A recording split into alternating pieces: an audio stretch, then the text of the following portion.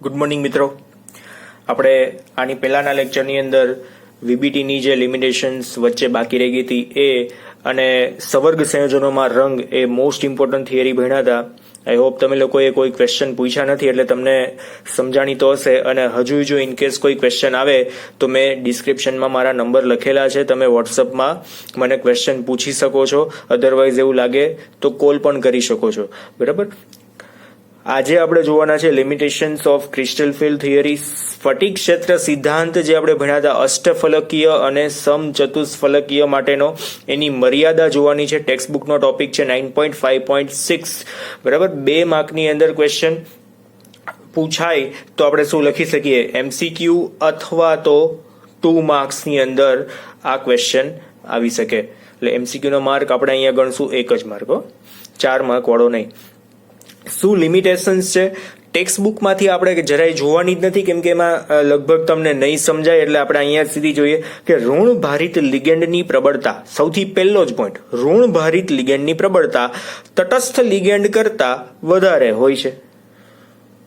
બરાબર. આટલી વાત અહીંયા જોવાની છે.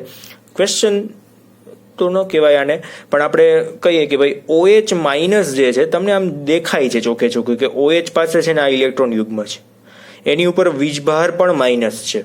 હવે આ માઇનસ વીજભાર હોય ને તો એ ડી કક્ષકના ઇલેક્ટ્રોન સાથે એનું અપાકર્ષણ વધારે હોવું જોઈતું હતું. H2O પાસે તો અબંધકારક ઇલેક્ટ્રોન પણ ઓછા છે. પણ આપણે CFT ની અંદર લિગેન્ડની પ્રબળતાનો ક્રમ જોયો તો તમને યાદ હોય તો લાંબી સિરીઝ હતી, મેં તમને 10 વાર લખવા આપી હતી. એની અંદર આ મુજબ લખેલું છે કે ભાઈ OH કરતા H2O વધારે પ્રબળ લિગેન્ડ છે. તો એમાં CFT સમજાવી શકતી નથી કે આ ઋણ વીજભાર હોવા છતાં પણ કેમ પ્રબળ નથી. કેમ કે એક તો વધારાના ઇલેક્ટ્રોન યુગ્મની સંખ્યા પણ વધારે છે, ઉપરાંત વીજભાર પણ ઋણ છે, તો અપાકર્ષણ આની અંદર વધારે થવું જોઈએ. પણ CFT ની આ લિમિટેશન છે, એની મર્યાદા છે કે આવું કેમ એ સમજાવી શકતી નથી. એને કહી દીધું કે આ સ્પેક્ટ્રોકેમિકલ સિરીઝ આ રીતના છે. ખબર પડી? આ પહેલો પોઈન્ટ છે, આ એની પહેલી મર્યાદા. બીજી મર્યાદા શું છે?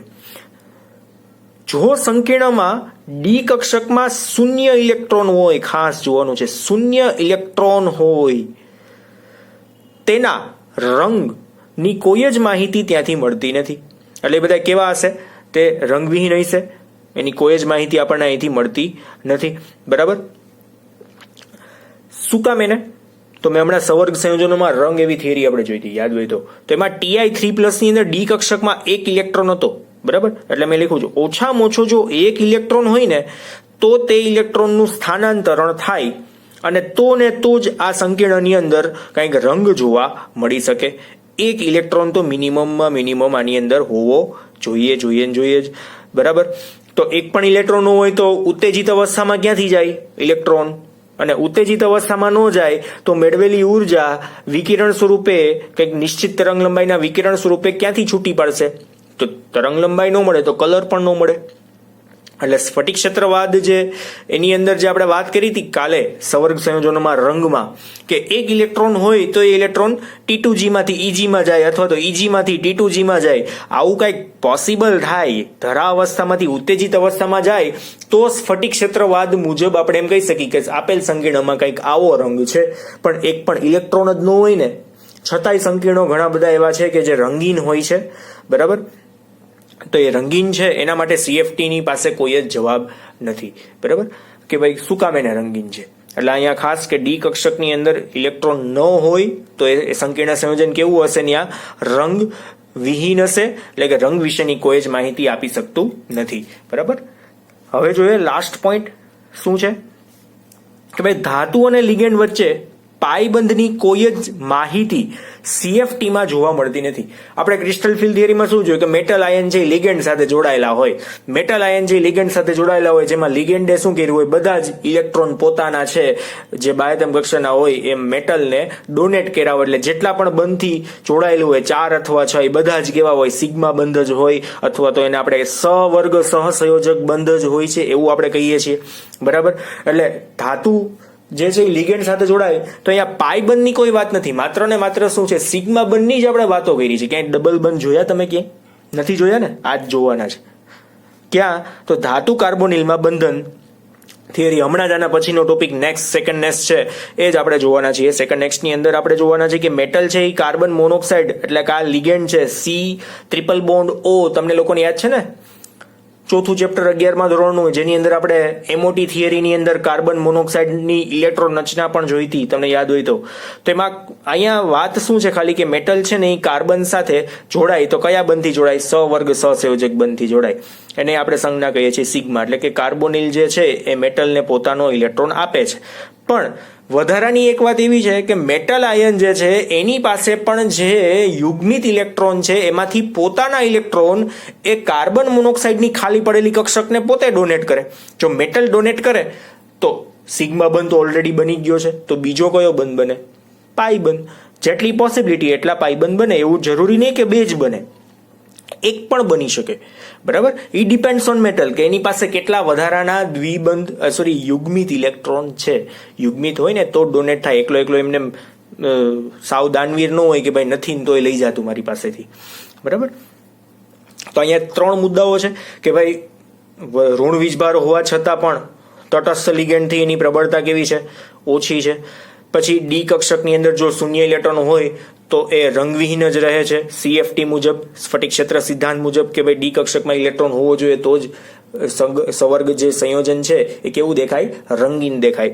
અને છેલ્લું હતું કે ભાઈ આપણે પાઈ બંધની કોઈ વાત મેટલ કાર્બોનિલ સંયોજનમાં મેટલ અને લિગેન્ડ સાથેના સંયોજનમાં ક્યાંય જોઈ નથી, પણ મેટલ કાર્બોનિલની અંદર આપણે જોવાના છીએ. એટલે આવી પાઈ બંધની વાત CFT ની અંદર ક્યાંય જોવા મળી નથી. આપણે શું જોઈએ છે? સ્ફટિક ક્ષેત્ર સિદ્ધાંતની મર્યાદા જોઈએ છે. એટલે તમે એમ કહેશો કે આવું થાય તો છે, પણ આવું આપણે આ થિયરીની અંદર ભણ્યા નથી, એટલે આવો ક્વેશ્ચન થવો ન જોઈએ. બરાબર, આ થિયરી હવે આવશે જે અલગથી છે. આ તો મેં ક્લેરિફિકેશન આપ્યા છે કે આવું છે. આ એના પિંક કલરના જે છે ને એ એક્ઝામ્પલ છે કે ભાઈ આવું હોય ને તો આવું થાય. એટલે મેં લખ્યું T2G માંથી EG ને EG માંથી T2G માં જાય તો કંઈક રંગ જોવા મળે. આમાં આપણે શું કહેવા માંગીએ છીએ કે ભાઈ OH- છે એની ઉપર ઋણ વીજભાર હોવા છતાં પણ એ કેવો છે? નિર્બળ લિગેન્ડ છે. કોની સાપેક્ષમાં? H2O ની સાપેક્ષમાં, જેનું કોઈ જ રીઝન નથી CFT પાસે. શું કામ આવું છે? એને ખાલી સિરીઝ આપેલી છે આપણને. બરાબર, એટલે અહીંયા સુધી આ થિયરી છે. 2 માર્કની અંદર પૂછાય તો 3 મુદ્દાઓ તમારે લખવાના છે. ટેક્સ્ટબુકમાં આપણે જોવાની નથી કેમ કે ટેક્સ્ટબુકના વર્ડ્સ તમને સમજાશે નહીં. બરાબર, હવે આપણે આગળ વધીએ. ધાતુ કાર્બોનિલમાં બંધ. ધાતુ કાર્બોનિલમાં બંધ, બોન્ડિંગ ઇન મેટલ કાર્બોનિલ. શબ્દ કહી જ દીધો છે કે મેટલ કોઈ પણ હોય પણ લિગેન્ડ તરીકે કોણ હશે? ત્યાં કાર્બોનિલ જ હશે. CO, કેપિટલ CO આ જ હશે. ખાસ અહીંયા લખ્યું છે હોમોલિપ્ટિક કાર્બોનિલ. હોમોલિપ્ટિક કાર્બોનિલ એટલે શું? કે એવું એક સંયોજન હશે, સવર્ગ સંયોજન, કે જેમાં લિગેન્ડ તરીકે માત્ર ને માત્ર કોણ હોય? કાર્બોનિલ જ હોય. એટલે કે CO જ હોય. પછી 4 પણ હોય, 5 પણ હોય, 10 પણ હોય, 8 પણ હોય, ગમે એટલા હોય, 6 પણ હોય. બરાબર, તો એ હોમોલિપ્ટિક કાર્બોનિલ એટલે કે માત્ર કાર્બોનિલ લિગેન્ડ ધરાવતું સંયોજન. તો આ સંયોજનોમાં મોટા ભાગની સંક્રાંતિ ધાતુઓ સાથે બની શકે છે. એટલે લગભગ સંક્રાંતિ ધાતુ કોઈ પણ ની લઈ લ્યો, 3D 4D 5D કોઈ પણ કક્ષકના તમે તત્વો લઈ લ્યો, એની સાથે કાર્બોનિલ છે એ બંધ બનાવી શકે છે. બરાબર, તો દાખલા તરીકે અહીં લખ્યું છે NiCO4, FeCO5, એના બંધારણ અહીંયા દોરેલા જ છે. Mn2CO10, પછી CrCO6 અને CO2, આ કોબાલ્ટ છે ને આ કાર્બોનિલ છે, CO8. બાકીના બંધારણ જે છે ટેક્સ્ટબુકમાંથી જોઈ દોરી લેવા, પેજ નંબર 262 ઉપર આપેલા જ છે. બરાબર, એટલે બહુ વિચારવાનું નથી આમાં, પણ આ રીતના બંધારણો બને છે. આપણો મેઇન પોઈન્ટ શું છે કે ધાતુ કાર્બોનિલમાં બંધન બને છે કઈ રીતના, તો એ આપણે એક્ઝેક્ટલી થિયરીમાં જોઈએ કઈ રીતના બને છે. એ જે બોન્ડિંગ છે ને આપણે કહીશું સમકર્મી બંધન, સિનર્જિક બોન્ડ. સિનર્જિક બોન્ડ છે શું એ જોઈએ તો મેટલ, એની ડી કક્ષક, એની અંદર ટોટલ કેટલી પેટા કક્ષકો અહીંયા બતાવેલી છે? 5 પેટા કક્ષકો બતાવેલી છે. અને ધારો કે આમાં ઇલેક્ટ્રોન મૂકેલા છે, 5 ઇલેક્ટ્રોન છે, જેમાં 2 યુગ્મીકરણ થઈને છે, ટૂંકમાં 2 પેટા કક્ષકો અને એકમાં અયુગ્મિત છે. બરાબર, ધારો કે આવું જ હોય એવું નથી કહેતો. પછી સામે કોણ છે? કાર્બોનિલ છે. કાર્બોનિલની અંદર કાર્બનના કેટલા ઇલેક્ટ્રોન? 6 ઇલેક્ટ્રોન, વત્તા ઓક્સિજનના કેટલા ઇલેક્ટ્રોન? 8 ઇલેક્ટ્રોન, ટોટલ કુલ ઇલેક્ટ્રોન કેટલા થાય? 14 ઇલેક્ટ્રોન થાય. બરાબર. તો હવે 14 ઇલેક્ટ્રોન થાય તો આની ઇલેક્ટ્રોન રચના મોલેક્યુલર ઓર્બિટલ થિયરી તમે ભણી ગયા છો ને, એમઓટી થિયરી મુજબ CO ની કમ્બાઈન આપણે ઇલેક્ટ્રોન રચના લખવી છે તો શું બનશે? તો આ તમને યાદ હોવું જોઈએ. સિગ્મા 1 એ સિગ્મા સ્ટાર 1 એ સિગ્મા 2 એ સિગ્મા સ્ટાર 2s. હા પાડો, યાદ જ હોવું જોઈએ. બાકી પાના ફેરવવા પડશે પાછા. બરાબર. Pi 2px is equal to pi 2py, sigma 2pz, sigma star pi star 2px is equal to pi star 2p. ભાઈ 14 ઇલેક્ટ્રોન ભરવાના છે તો આપણે અહીંયા લખતા જઈએ તો 2 4 6 8 પછી આમાં 9 10 11 12 એટલે આપણે સીધા 2 લખી નાખીએ છીએ. પછી 13 અને 14 તો અહીંયા તો ખાલી પડેલી રહી. બરાબર રહે છે ને. તો આની અંદર ઇલેક્ટ્રોન આપણે કેવી રીતના ભરશું એ જોઈ લ્યો. 1 2 3 4 5 6 7 8 પછી આ 9 10 11 12 આ જ રીતના 13 અને 14 પણ આ કેવી છે? ખાલી પડેલી છે. હવે ખાસ જોજો કઈ રીતના થાય છે કે ભાઈ મેટલ છે એની આ જે ખાલી પડેલી કક્ષકો છે ને એમાં કાર્બોનિલના પોતાના જે ઇલેક્ટ્રોન છે ને વધારાના એ શું કરશે? સિગ્મા બંધ એટલે કે સહવર્ગ સહસંયોજક બંધથી જોડાશે. એટલે સમજી લો કે આ પાઈ ઇલેક્ટ્રોન છે અહીંયાથી શું કરશે? આ જે ખાલી પડેલી છે એની અંદર શું કરે? બંધ બનાવે. એક ઇલેક્ટ્રોન ડોનેટ કરીને સિગ્મા બંધ બનાવ્યો. બરાબર. આને એક ઇલેક્ટ્રોન ડોનેટ કર્યો પછી એ આ પણ હોય સિગ્મા 2pz નો કોઈ પણ ચાલો એક ઇલેક્ટ્રોન એને ડોનેટ કર્યો અને શું બનાવ્યો છે? મેટલ સાથે કાર્બોનિલે સિગ્મા બંધ બનાવ્યો છે. પણ આપણે જે જોવાનું છે પાઈ બંધ કઈ રીતના બને છે? આ તો કોમન જ છે કે ભાઈ કાર્બોનિલ જે છે લિગેન્ડ છે એના જે બાહ્યતમ કક્ષાના ઇલેક્ટ્રોન છે તટસ્થ લિગેન્ડ હોય તો બાહ્યતમ કક્ષાના જે ઇલેક્ટ્રોન યુગ્મ જે છે એ બધા શું કરે? પોતાનો એક ઇલેક્ટ્રોન ડોનેટ કરીને મેટલ સાથે બંધ બનાવ્યો. તો સિગ્મા બંધ તો બને જ. આ બંધ કયો છે? સિગ્મા બંધ છે.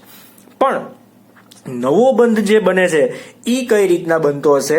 તો અહીંયા જો મેટલ પાસે જે યુગ્મિત ઇલેક્ટ્રોન છે એમાંથી એક ઇલેક્ટ્રોન CO ની પાઈ સ્ટાર જે કક્ષકો છે પછી આ પણ હોય અને આ પણ હોય પાઈ સ્ટાર કક્ષકો. એટલે આ બે માંથી કોઈ એક કાં તો બંને શું કરી શકે? પોતાના ઇલેક્ટ્રોન હવે ઓલરેડી સિગ્મા બંધ બની ગયો છે તો આ મેટલ છે એક ઇલેક્ટ્રોન જો પાઈ 2px ને પાઈ 2px નહીં પણ પાઈ સ્ટાર 2px છે. સ્ટાર કક્ષક છે, બંધકારક નથી, બંધ પ્રતિકારક છે. આ શબ્દ ખાસ, બંધ પ્રતિકારક. બંધ પ્રતિકારક કઈ કક્ષકો આવે? બંધ પ્રતિકારક પાઈ સ્ટાર કક્ષકો આવે. બરાબર. તો બંધ પ્રતિકારક પાઈ સ્ટાર કક્ષકોને શું કરશે? ડોનેટ કરશે. ઓલરેડી સિગ્મા બંધ હતો તો નવો જે બંધ બન્યો એને આપણે શું કહેશું? પાઈ બોન્ડ કહેશું. દરેક વખતે આવી એરોની નિશાની તો કન્ટિન્યુ રહેશે જ કેમ કે ડોનેશનની વાત ચાલુ છે. જે ડોનેટ કરે છે એમાં એરો તો આવશે જ. બરાબર. પણ આ સૌથી પહેલો બંધ બન્યો તો એ મેટલ અને કાર્બોનિલનો બન્યો હતો જેમાં કાર્બોનિલે પોતે ઇલેક્ટ્રોન મેટલને ડોનેટ કર્યા હતા એટલે એને આપણે સિગ્મા બંધ કીધો. ધેન આફ્ટર મેટલ પાસે જો વધારાના અયુગ્મિત ઇલેક્ટ્રોન છે અને જે સામે કાર્બોનિલ છે એની પાઈ સ્ટાર 2px કક્ષકો ખાલી હોય છે. જો કે એ તો ખાલી જ રહેવાની છે કેમ કે એ તો ફિક્સ છે. એ ખાલી હોય એમાં મેટલ છે એ શું કરશે? પોતાના ઇલેક્ટ્રોન અહીંયા ડોનેટ કરશે અને નવા બંધ બનાવે છે. કયા? પાઈ બંધ બનાવે છે. જેને લીધે આ જે બંધ બને છે એ કેવો બને છે? થોડોક મજબૂત બને છે જેને આપણે કહીએ સંકર્મી બંધન. અને આ બંધની મજબૂતાઈમાં થોડોક વધારો થાય છે. બરાબર. બીજો કોઈ જ આનો ખાસ ઇન્ટેન્શન નથી એટલે અહીંયા થિયરીમાં બહુ ટૂંકમાં લખેલું છે કે ધાતુ કાર્બોનિલમાં ધાતુ કાર્બન એટલે કે મેટલ અને કાર્બોનિલ M અને C કાર્બોનિલનો કાર્બન જ લખ્યો છે. બંધ સિગ્મા અને પાઈ બંને લાક્ષણિકતા ધરાવે છે. એટલે આની અંદર સિગ્મા અને પાઈ બંને લાક્ષણિકતા જોવા મળે છે જેમાં સૌથી પહેલી વાત લખી છે M અને C નો જે સિગ્મા બંધ છે. આ ખાસ M અને C નો જે સિગ્મા બંધ છે એની રચના કેવી રીતના થાય છે? તો અહીં લખ્યું છે ધાતુની ખાલી કક્ષકોમાં એટલે મેં લખ્યું છે આમાંથી કોઈક ઇલેક્ટ્રોન જશે ને ધાતુની જે ખાલી કક્ષકો છે ધાતુની ખાલી કક્ષકોમાં કાર્બોનિલ કાર્બનના શું થશે? અબંધકારક ઇલેક્ટ્રોન યુગ્મના દાનથી થાય છે. એટલે આના જે અબંધકારક ઇલેક્ટ્રોન યુગ્મ હશે એ શું કરશે? ખાલી પડેલી કક્ષકમાં ઇલેક્ટ્રોન પોતાના ડોનેટ કરશે અને કયો બંધ બનાવશે? સિગ્મા. હવે જે જોવાનું છે શું કે મેટલ કાર્બોનિલનો જે પાઈ બંધ છે એની રચના કેવી રીતના થશે? તો CO ની ખાલી પડેલી કક્ષક. CO ની કઈ ખાલી પડેલી છે? પાઈ સ્ટાર 2px પાઈ સ્ટાર 2py. આ બે જ ખાલી છે ને. બરાબર. તો પાઈ સ્ટાર જે કક્ષકો છે એટલે કઈ મેં લખી જ છે pi star two p x અને pi star two p y કક્ષકમાં ધાતુની જે પૂર્ણ ભરાયેલી કક્ષક, પૂર્ણ એટલે શું, યુગ્મીકરણ થયેલું હોવું જોઈએ એવી કક્ષકો, ધાતુની પૂર્ણ ભરાયેલી ડી કક્ષકોના ઇલેક્ટ્રોનના દાનથી થાય છે. એટલે આમાંથી શું કરે, આ પોતે ઇલેક્ટ્રોન આને એક એક આપશે, બરાબર, અને આ દાનથી થાય છે. એટલે કે ધાતુ લિગેન્ડ સાથે બંધન સંકર્મ અસર ઉત્પન્ન કરે છે. સંકર્મી અસર અહીંયા ઉત્પન્ન થાય છે. અહીંયા સંકર્મી અસર આપણે અહીંયા ઉત્પન્ન થાય છે, જેને આપણે સિનર્જિક બોન્ડિંગ પણ કહીએ. અને તેથી ફાયદો શું થાય, તો એમ અને સીઓ નો બંધ કેવો બની જાય, મજબૂત બને છે. બરાબર. That's all. આ થિયરી 2 માર્કની અંદર પૂછાય તો તમને લોકોને આવડવી જોઈએ. ખાસ અહીંયા લખીએ જ નાખીએ છીએ આપણે 2 માર્ક્સ.